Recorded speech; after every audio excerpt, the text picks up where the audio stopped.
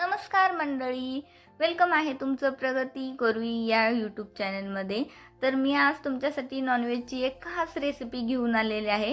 कोल्हापूर स्टाईलने झणझणीत असा बोकडाचा रस्सा म्हणजेच मुंडी पायचा रस्सा मी आज तुमच्यासोबत ही रेसिपी शेअर करणार आहे. तर व्हिडिओ शेवटपर्यंत बघा आणि आवडला असेल तर माझ्या चॅनलला नक्की लाईक, शेअर, सबस्क्राईब करा. तर बघू शकताय तुम्ही आमटी किती मस्त झालेली आहे, रस्सा किती मस्त झालेला आहे, कट कसा जबरदस्त आला आहे आणि बघूनच तुम्हाला वाटत तुमच्या तोंडाला तर पाणी सुटतच असेल. तर चला तर लवकरात लवकर जेवायला या आणि तुम्ही सुद्धा ही नक्की रेसिपी ट्राय करून बघा, तुम्हाला सुद्धा नक्की आवडेल.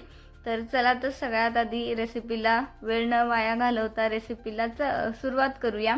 तर सगळ्यात आधी मुंडी पाय फोडून घेतलेले आहेत, म्हणजे फोडूनच आम्ही घेऊन आलेलो आहोत आणि त्याला स्वच्छ असं 2 पाण्यानं धुवून घेतलं आणि त्यानंतर त्याला हळद आणि मीठ लावून घेतले आणि एक कुकर घेतला. कुकरमध्ये थोडंसं तेल घातले 1 चमचाभर आणि 1 चमचाभर तेल गरम होऊ द्यायचं आणि त्यामध्ये आपण हळद मीठ लावून जे घेतले ते व्यवस्थित मिक्स करून घ्यायचं आणि मिक्स केल्यानंतर लगेच कुकरचं झाकण लावायचं नाही, तर त्याला थोडा वेळ तसंच म्हणजे शिजत ठेवायचं आणि एक प्लेट ठेवायची आणि प्लेटवरती थोडंसं पाणी ओतायचं आणि पाणी ओतल्यानंतर म्हणजे आपलं जे मटण असतं म्हणजेच की मुंडी पाय ते आतून कुकरमधून असं करपत नाही, जेणेकरून त्याला सुद्धा त्याचं मीठ घातल्यामुळे आपण अंगचं व्यवस्थित पाणी सुटतं आणि त्या व्यवस्थित पाण्यामध्ये व्यवस्थित ते शिजलं की म्हणजे व्यवस्थित रस्सा खूप टेस्टी होतो म्हणून.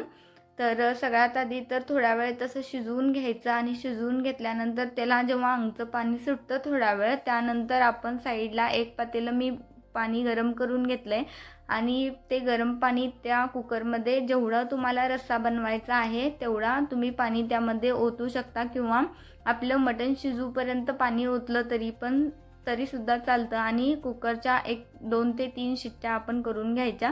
जास्त शिट्ट्या करायची काही गरज नाही आहे, कारण तेवढ्या शिट्ट्यामध्ये व्यवस्थित असं मटण शिजतं.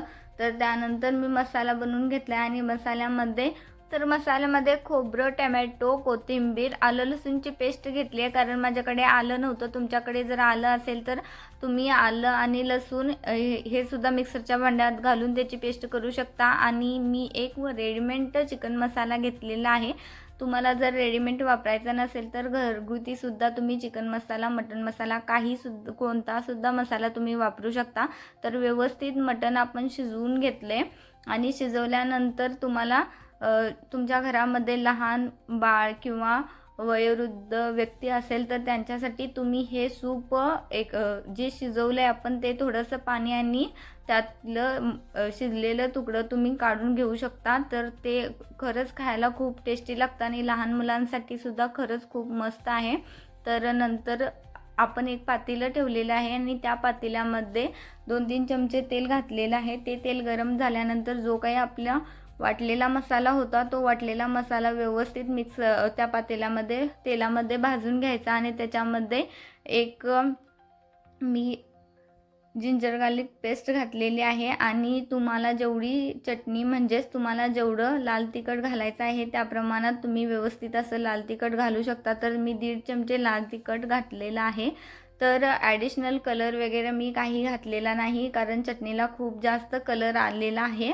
तर जे काही आपलं शिजलेलं पाणी होतं त्याच्यातलाच 1 चमचा पाणी मी ह्याच्यामध्ये वापरलेलं आहे आणि मसाला व्यवस्थित तेल सुटेपर्यंत आपल्याला भाजून घ्यायचा आहे. व्यवस्थित मसाला तेल सुटेपर्यंत भाजला की आमटी खरंच खूप छान होते. जर तुम्ही अर्धा कच्चा मसाला ठेवला तर व्यवस्थित आमटी होत नाही. त्यामुळे व्यवस्थित मसाला तेल सुटेपर्यंत थोडा वेळ लागला तर चालेल, पण व्यवस्थित मसाला भाजून घ्या आणि व्यवस्थित मसाला भाजल्यानंतर आपण जे काही शिजवलेलं होतं ते व्यवस्थित त्या मसाल्यामध्ये ॲड करायचं.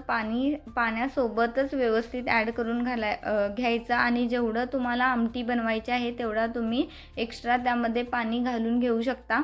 तर व्यवस्थित आपण ते व्यवस्थित सगळं मिक्स करून घ्यायचं आहे आणि आपण हळद मीठ लावून शिजायला घातलं होतं, त्यामुळे एक्स्ट्राचं मीठ जास्त घालण्याची काही गरज नाही आहे. तुम्हाला अजून मीठ लागणार असेल तर तुम्ही अजून मीठ घालू शकता. तर साईडला मी वजळीचं सुक्कंसुद्धा बनवलेलं होतं, तर ती रेसिपी तुमच्यासोबत आणखी एकदा मी शेअर करेन.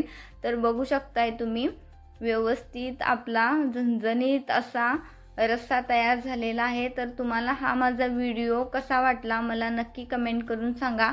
आणि बघू शकताय तुम्ही कट किती जबरदस्त आलेला आहे. अशाच नवनवीन रेसिपी पाहण्यासाठी माझ्या चॅनलला आत्ताच सबस्क्राईब करून ठेवा.